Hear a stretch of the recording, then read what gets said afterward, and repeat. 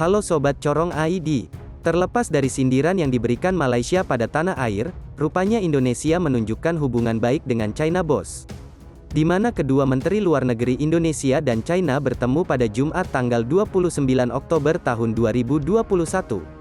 Dalam pertemuan tersebut, keduanya membahas soal hubungan bilateral yang semakin baik antara pemerintahan Indonesia dan China. Bahkan, pihak China sempat memuji Indonesia terkait hubungan bilateralnya yang terjalin lancar. Entah memiliki maksud apa, namun yang pasti China mendukung Indonesia, atas keprihatinan serius terhadap kesepakatan kapal selam nuklir AUKUS. Chinese State Councillor and Foreign Minister Wang Yi and his Indonesian counterpart Retno Marsudi met in Rome on Friday, vowing to enhance bilateral ties and voicing serious concerns over the AUKUS nuclear submarine deal.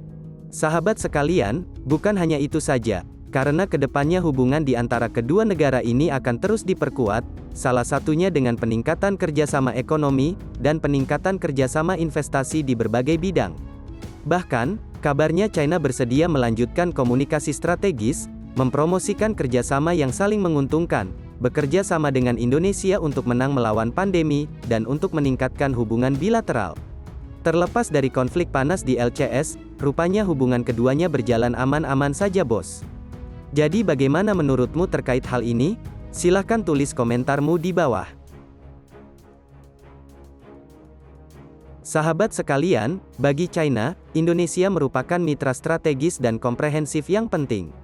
Indonesia dan China memang sudah memiliki hubungan diplomatik selama 70 tahun. Bahkan, Indonesia termasuk salah satu negara yang paling awal memiliki persahabatan dengan China ketika terbentuk. Oleh sebab itu, memasuki 7 dasawarsa usia serta relasi kedua negara, Indonesia dan China sama-sama berambisi menjadi kekuatan global yang diperhitungkan.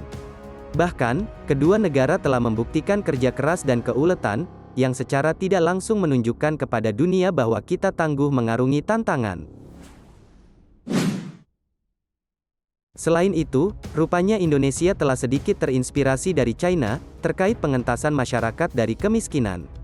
Bahkan, sejumlah metode akan diterapkan di Indonesia untuk mengikuti langkah tersebut ialah dengan menggenjot pembangunan infrastruktur dan investasi. Nah, proyek yang paling terlihat saat ini adalah pembangunan kereta api cepat Jakarta-Bandung yang akan diresmikan pada November tahun 2022. Jalur ini juga terintegrasi dengan moda transportasi lain, dan pembangunan kawasan sekitar untuk meningkatkan perekonomian. Yang tadinya dia tidak bekerja, sekarang bisa bekerja. Yang awalnya dia tidak punya usaha, melihat banyak tenaga kerja dari luar, akhirnya dia buka warung yang akhirnya memunculkan pelaku-pelaku ekonomi kecil gitu, seperti itu. Baguslah, visi Indonesia ini akan makin terlihat ketika menjadi ketua kelompok 20 negara dengan perekonomian terbesar dunia atau G20 pada tahun 2022.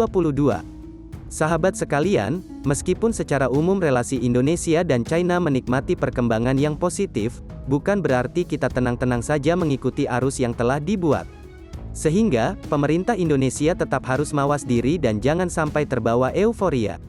Satu alasan yang membuat kita harus berhati-hati, ialah bayang-bayang krisis ekonomi akibat jatuhnya bisnis properti Evergrande di China, yang gagal membayar hutang miliaran US dollar. Jelas saja jika ini akan membuat gejolak keuangan global, termasuk Indonesia. Jadi ada risiko pertumbuhan ekonomi kita akan melambat.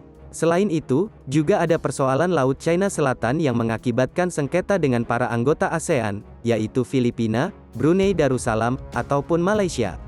Mau tak mau, ketegasan Indonesia harus ditunjukkan mengenai penyelesaian sengketa ini, agar tidak dicap kurang bijaksana oleh negara lain. Apalagi, China terang-terangan menolak keputusan arbitrase internasional tahun 2015 dan bersikeras menerapkan perbatasan maritim versi mereka. Otomatis, kedekatan hubungan Indonesia dan China tidak bisa mengaburkan kedaulatan geopolitik Indonesia kan bos? Nah, jadi bagaimana menurutmu terkait hal ini? Silahkan tulis komentar kalian di bawah. Oke, cukup sekian dari admin, terima kasih.